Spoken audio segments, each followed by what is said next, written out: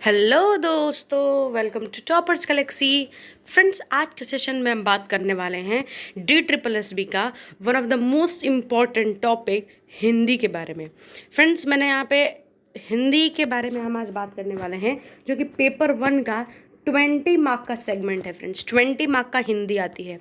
हिंदी जो है बहुत सारे स्टूडेंट्स के लिए बहुत इंपॉर्टेंट है, क्योंकि ये एक ऐसा सेक्शन है DSSB का जहाँ से 20 मार्क का क्वेश्चन पूछा जाता है।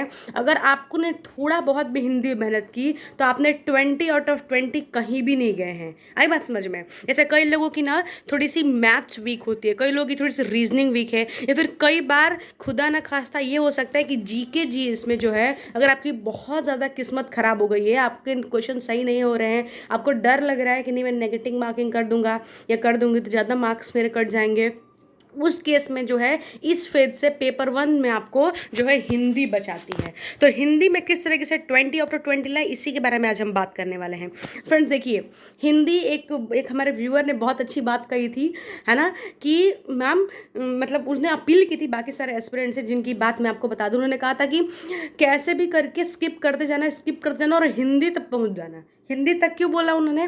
क्योंकि आप जो है पेपर 1 में अगर आप मैथ्स में बहुत टाइम दे दिया है आपने, रीजनिंग में बहुत टाइम दे दिया है आपने, इंग्लिश में बहुत टाइम दे दिया आपने, तो फिर आपका हिंदी तक सेक्शन पहुंच के और उस पर टाइम देना मुश्किल होता है। क्यों? क्योंकि हिंदी सबसे लास्ट में आता है। ठीक है, मतलब आप पेपर 1 में टोटल 5 सेक्शन होते हैं और 5वां सेक्शन ही जो है वो हिंदी है ना। बाकी 4 सेक्शन कर लिए आपने, तो अगर उन चारों सेक्शन में आपने बहुत ज़्यादा टाइम दे दिया है तो हिंदी तक आते आते आपके पास बहुत कम समय बचता है। फिर आप सोचते हो फटाफट स्किप करके चले जाऊं मैं और स्किप करके पेपर 2 पे मैं स्विच कर जाऊं, तो उस केस में आपके हिंदी के 20 आउट ऑफ 20 मार्क्स जो है इसकी स्कोर करने की पॉसिबिलिटी कम हो जाती है। आई बात समझ में? ठीक है, तो इसकी पॉसिबिलिटी बहुत ज़्यादा हो जाता है। तो उस केस में क्या करना है आपको, मैं तो कहूँगी अगर आपके क्वेश्चन नहीं समझ में आ रहे हैं मैथ्स और रीजनिंग के, आप उसको छोड़ दो, मत करो।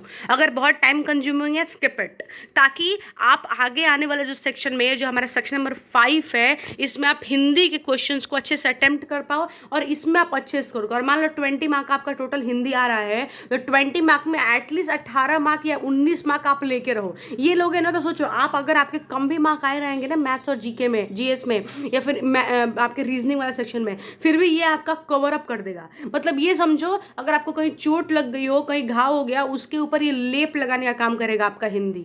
आई बात समझ में? तो ये हिंदी बहुत इंपॉर्टेंट है। अगर आप किसी भी, मतलब अगर आप हिंदी बोलते हैं, हिंदी में बात करते हैं, हम सभी हिंदी में बात करते हैं, आजकल तो किसको ही हिंदी नहीं आती भाई, हर कोई हिंदी जानता है। ठीक है, अब तो पता नहीं फॉरेन का ही होगा जिसको हिंदी नहीं आती होगी, हिंदी तो हम सब फेमिलियर हैं। ठीक है, तो अब इसी में तो मार्क्स लेके आना, हमें ईजिली लेके आ पाएंगे। आप चाहे किसी भी सब्जेक्ट से दे रहे हो, आपका पेपर 2 जो है, ये जो आपका पेपर 2 है वो कोई भी हो, इससे मैटर नहीं करता। आपको हिंदी आती है, पेपर 1 में हिंदी आएगी 20 नंबर की, और हमको 20 में से 18 से 19 मार्क, चाहे 20 में से 20 में तो कहूँगी लेके ही रहना है। आई बात समझ में? तो इसीलिए आज हम स्ट्रैटेजी बनाने वाले हैं कि आखिर क्या क्या टॉपिक्स हैं जिसको पढ़ के हम 20 में से 20 मार्क लेके आए। ठीक है, ये बहुत पता है फ्रेंड्स, बहुत सारे जो टॉपर्स हैं ये स्ट्रैटेजी फॉलो करते हैं। ठीक है, क्यों? क्योंकि हिंदी बहुत स्कोरिंग, आप इजीली स्कोर कर लोगे। ठीक है, चलिए, बहुत डिफिकल्ट नहीं आती, 10th लेवल की आती है, बहुत इजी होती है। हमने सबने स्कूल में हिंदी पढ़ी है, बस वैसी ही। अरे मैं तो बोल रही हूँ स्कूल में पढ़ने की जरूरत नहीं है, आप ना बस थोड़ा सा देख लोगे, थोड़ा दिमाग लगा लोगे, ऑटोमेटिकली क्लियर कर लोगे। 20 में से 20 मार्क इजीली लेके आ पाओगे हिंदी में। ठीक है, और देखते हैं क्या क्या टॉपिक है। सबसे पहले ना आप संज्ञा पढ़ लेना, संज्ञा और संज्ञा के भेद पढ़ लेना पाँचों। ठीक है, क्या क्या संज्ञा है, क्या क्या संज्ञा के भेद है, आप ये पढ़ लोगे, बहुत ईजी रहेगा आपको जो है पेपर सॉल्व करने में। फिर सर्वनाम भी पढ़ लेना। संज्ञा क्या होता है? किसी भी वस्तु, स्थान, है ना, जो नाउन है वही संज्ञा है। ठीक है, हिंदी में संज्ञा है, इंग्लिश में उसको नाउन बोलते हो आप। ठीक है, ये कर लेना। सर्वनाम जो होता है वो प्रोनाउन होता है, इंग्लिश वाला प्रोनाउन मतलब हिंदी में सर्वनाम, मतलब किसी के नाम की जगह पे यूज़ किया हुआ जो वर्ड होता है ना, उसको आप सर्वनाम बोलते हो, है ना। जैसे वह, है ना, तुम, है ना, इस तरह की चीज़ें, तो आप इसको सर्वनाम बोलते हो। तो मैं तो बोलूँगी संज्ञा और सर्वनाम बहुत अच्छे से कर लो। जैसे इंग्लिश में पार्ट्स ऑफ स्पीच में करने को बोलती हूँ ना, वैसे ही हिंदी में यहाँ पे आपको करना है ना, भेद जो होते हैं। उसके बाद विशेषण भी विशेषता बताता है। किसकी विशेषता बताता है? ऐसे राधा बहुत खूबसूरत है, तो खूबसूरत क्या है? उसकी विशेषता है ना, वो बहुत खूबसूरत है। राम बहुत अच्छा गिटार बजाता है, तो बजा क्या बजा रहा है? गिटार बजा रहा है, उसकी क्या है? विशेषता है। आई बात समझ में? ठीक है, उसके बाद क्रिया और क्रिया के भेद, तो ये भी बहुत इंपॉर्टेंट है। क्रिया पढ़ लो, कई बार ना एग्जाम में डायरेक्ट पूछ देता है ये क्रिया से रिलेटेड क्वेश्चंस, ठीक है, तो ये भी इंपॉर्टेंट है, ये भी आपको पढ़ने की जरूरत है।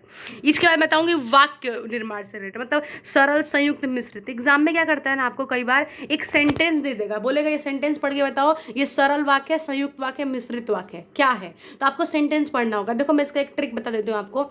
सरल वाक्य में क्या होता है ना, कोई भी जॉइंट नहीं होता, जैसे वह बाजार गया, एग्जाम्पल के तौर पे, ये क्या हुआ, सरल आपका जो है ये वाक्य हो गया। लेकिन राम और श्याम बाजार गए, ठीक है, तो ये क्या हो गया, संयुक्त हो गया।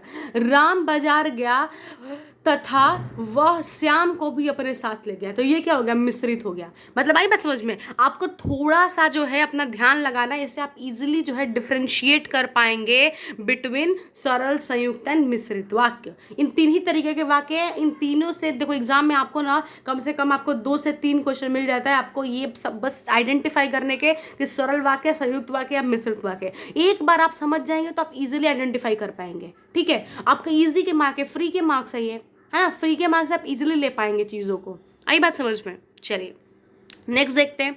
नेक्स्ट क्या फ्रेंड्स, पर्यायवाची बहुत इंपॉर्टेंट है। पर्यायवाची मैं कहूंगी आप कम से कम जो है पर्यायवाची 20 से 25 रट डालिए, जो आता है, जो आमतौर पे एग्जाम में पूछे जाते हैं, वही DSSB भी पूछता है, ठीक है। ये जो विपरीत है ना, एंटोनिम सिनोनिम जिसको हम बोलते हैं, तो हिंदी वाले एंटोनिम सिनोनिम क्या रहता है ना, हम इजिली आइडेंटिफाई कर लेते हैं, क्योंकि बहुत ज़्यादा डिफिकल्ट नहीं होता और हम यूजुअली यूज़ भी करते हैं अपने आम भाषा में, है ना। तो हिंदी वाले जो है समानार्थी और ये सब चीज़ें बहुत ईजी टू आइडेंटिफाई होता है, तो हम बहुत आसानी से आइडेंटिफाई कर देते हैं। और अनेकार्थक भी हम आइडेंटिफाई कर लेते हैं बहुत बार, अगर बहुत डिफिकल्ट है, नहीं समझ में आ रहा तो वो बात अलग है, लेकिन मोस्ट ऑफ द टाइम हम इजीली कर लेते हैं। और मैं तो कहूँगी हिंदी में अगर आपको तुक्का मारना पड़े तो आप मार लो, क्योंकि इसमें बहुत ज़्यादा पॉसिबिलिटी है सही होने की, है ना। अगर बात करूँ मैथ्स में, अगर आप मारते हो तुक्का तो उसमें पॉसिबिलिटी है कि मैथ्स का क्वेश्चन रॉन्ग हो जाए, लेकिन अगर हिंदी में आप तुक्का मारते हो तो बहुत ज़्यादा चांसेस हैं, मतलब मैं तो कहूँगी आपको 80-20 का चांसेस है ना, 80% चांस है कि आपका जो है क्वेश्चन सही हो। क्यों? क्योंकि यू नो द लैंग्वेज। आई बात समझ में? फिर समानार्थी शब्द हो गया, मुहावरे और लोकोक्तियाँ, तो फ्रेंड्स ऐसा पूछता है जो आपको आता ही रहता है ना, ऐसा कोई डिफिकल्ट नहीं पूछता। मुहावरे लोकोक्तियाँ हम भी आम भाषा में यूज़ करते हैं और कहीं कहीं हमने पढ़ा हुआ है, हमने बहुत सारी चीज़ें सुनी होती है, पढ़ी होती है, तो उससे आराम से हो जाता है। आपको इसके लिए बहुत ज़्यादा मेहनत करने की ज़रूरत नहीं है। अगर आपको लग रहा है कि नहीं मुझे इसको पढ़ना है, तो आप कोई भी किताब लेके थोड़ा बहुत पढ़ सकते हैं, बाकी अगर नहीं भी पढ़ेंगे ना फिर भी ईजी आता है फ्रेंड्स। आराम से आप ऑप्शंस एलिमिनेट करके आराम से आप क्वेश्चन को पढ़ के ईजिली आइडेंटिफाई कर सकते हैं, ठीक है। तो ये चीज़ें बहुत इंपॉर्टेंट थी, इसलिए मैंने सोचा आपके साथ शेयर करूँ, क्योंकि easy to gain marks friend, बहुत आसान है मार्क्स गेन करना हिंदी में, ठीक है। चलिए इसके बाद संधि की बात करें कि संधि से भी क्वेश्चन आता है, संधि विच्छेद करने क्वेश्चन आ जाएगा, कई बार आइडेंटिफाई करने क्वेश्चन आता है, वाक्य सुधार से आता है। जैसे मान लो कोई भी सेंटेंस रॉन्ग दे देगा, ठीक है, कोई एक सेंटेंस देगा उसमें कोई भी वर्ड ना आपको मतलब आपको एक आध वर्ड रॉन्ग दे देगा, बोलेगा इसमें इस सेंटेंस में से कौन सा वाला पार्ट रॉन्ग है। जैसे फाइंड द एरर करते हैं हम इंग्लिश में, अगर आप इंग्लिश में फाइंड द एरर करते हैं 20 मार्क में, ठीक है, ऐसे ही इसमें भी आता है एरर फाइंड आउट करने को हिंदी में, ठीक है। तो ये बहुत आसान होता है, आप 1-2 बार सेंटेंस जैसे पढ़ेंगे ना आपको समझ में आ जाएगा कि क्या गलत इसमें दिया है, तो इजीली आप आइडेंटिफाई कर पाएंगे, बहुत आसान होता है, ऐसा कुछ भी डिफिकल्ट नहीं है इसमें, ठीक है। उसके बाद आता है फ्रेंड्स वर्तनी। वर्तनी क्या होता है, यहाँ पे आप समझने के लिए मैंने लिख दिया स्पेलिंग, मतलब आपको बोल देगा ना कौन सा शुद्ध शब्द है इसमें से, फिर कौन सा अशुद्ध है। जैसे इंग्लिश में आता है ना स्पेलिंग आइडेंटिफाई करने का, आइडेंटिफाई कौन सा इसमें सही है या फिर कौन सा इसमें गलत है, ऐसा करके आता है आइडेंटिफाई करने के लिए। हिंदी में भी ऐसे वर्तनी का क्वेश्चन आता है कि आपको इसमें से स्पेलिंग आइडेंटिफाई करनी है, हिंदी के जो है आपको आइडेंटिफाई करनी की कौन सा जो हिंदी के मात्राएं गलत है कि सही है, और कौन सा सही है कौन सा गलत है, ये आइडेंटिफाई करने के लिए आता है। देखो कितना आसान है, कितनी आसान चीज़ है। बस आप, मैं विश्वास मानिए दोस्तों, आप मेरी इतनी चीज़ें बस कर लेंगे ना, आपका जो है हिंदी में 20 में से 19 मार्क या तो मैं तो कहूँगी 20 मार्क भी कहीं नहीं गए हैं। आई बात समझ में आपको? तो आराम से कीजिए, बिल्कुल परेशान होने की जरूरत नहीं है, सारे टॉपिक अच्छे से कर लीजिए, आपका बहुत अच्छा एग्जाम जाएगा। और देखो मैं हिंदी के लिए बार बार इसलिए आपको प्रेशराइज कर रही हूँ, हिंदी के लिए मैं हमेशा कहती रहती हूँ, पता है क्यों? क्योंकि DSSB में आपके 5 सेक्शन जो बहुत इंपॉर्टेंट है, पेपर 1 में मार्क्स स्कोर करना, और 4 सेक्शन में अगर आप बहुत ज़्यादा टाइम वेस्ट कर देंगे, तो जैसे आप 5वें सेक्शन पे आओगे ना, आपको बहुत हड़बड़ी होने लगी, नहीं नहीं मुझे फटाफट करना है, फटाफट करना है। उस सेक्शन उस चलते क्या होगा, ये इजी वाला सेक्शन आपसे क्वेश्चन ज़्यादा पॉसिबिलिटी हो जाए गलत होने के, आप बहुत ज़्यादा गलत करने लग जाओगे और मार्क्स छोड़ दोगे। कई बार क्या होता है, पैसेजेस आ जाता है इसमें, ठीक है, पैसेज आएगा आपको मुश्किल से, मैं कहूँगी पता है आपको मुश्किल से 10 लाइन भी नहीं, मतलब मैं मैक्सिमम 10 लाइन बोल रही हूँ, 5 लाइन 4 लाइन 5 लाइन 6 लाइन दिया रहता है, और 6 लाइन पे आपको कई बार तो 5 क्वेश्चन पूछ देते हैं, कई बार 4 ही क्वेश्चन पूछते हैं, कई बार 3 ही क्वेश्चन पूछते हैं, और डिपेंड करता है आपके पास कौन सा सेट आता है, ठीक है।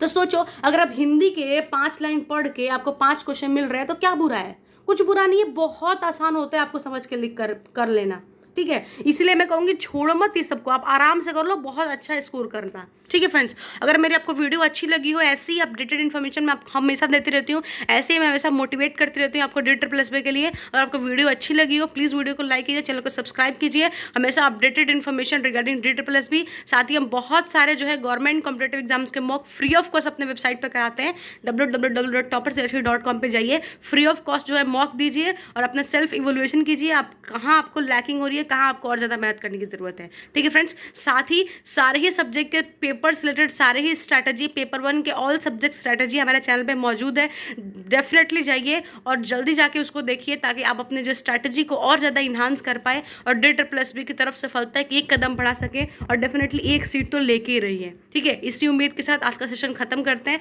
Thank you so much for watching my friends, please like my video and subscribe my channel for more updates.